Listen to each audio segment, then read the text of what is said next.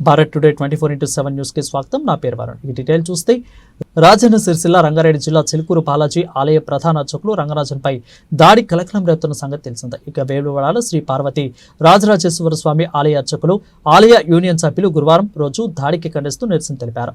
ఇక ఈ సందర్భంగా ప్రధాన అర్చక ఈశ్వరి గారి సురేష్, అదేవిధంగా ఉప ప్రధాన అర్చక ఆలయ యూనియన్ ఉపాధ్యక్షులు చంద్రగిరి శరత్, గోపన్న గారి చందులు మాట్లాడుతూ ఇలాంటి ఘటనలు పునరావృతం కాకుండా ప్రభుత్వం చూడాలని, ఆలయ అర్చకులకు రక్షణ కల్పించాలని అన్నారు.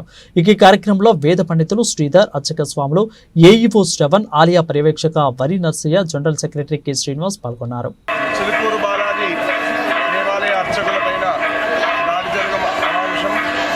ఇటువంటి దాడులు జరగకుండా ముందుగా ప్రభుత్వం తగు చర్యలు తీసుకొని అర్చకులకు తగిన రక్షణ కల్పించి ఈ యొక్క ప్రభుత్వం వారు చక్కగా అర్చకులందరికీ కూడా రక్షణ కల్పించి ఇటువంటి చర్యలు జరగకుండా చర్యలు తీసుకోవాలి అని చెప్పి దేవస్థానం తరఫున మరియు అర్చక బృందం తరఫున కోరుచున్నాం.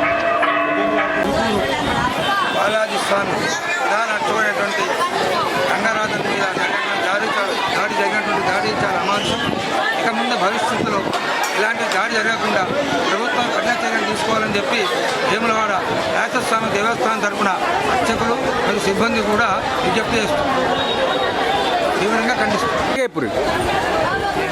చిలుకూరి బాలాజీ టెంపుల్లో ఉండేటువంటి ప్రధాన అర్చకులు సౌందరరాజన్ గారి యొక్క ఇంటికి వెళ్ళి చేసినటువంటి దాడి అమానుషమైనటువంటి చర్య. అది ధర్మం కాదు. రామరాజ్య స్థాపన అనే పేరుతో చేరాని పనులను చేయమని చెప్పి రాముడు ఎక్కడ కూడా చెప్పడం జరగలేదు.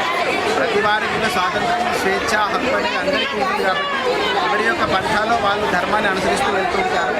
ఈ యొక్క దాడిని తీవ్రంగా రాజరాజేశ్వర స్వామి వారి యొక్క దేవస్థానం యొక్క సిబ్బంది మరియు అర్చక బృందం తీవ్రంగా ఖండిస్తున్నాం. ఇటువంటి చర్యలు పునరావృతం కాకుండా ప్రభుత్వం తగు చర్య తీసుకోవాల్సిందిగా కోరుచున్నాం.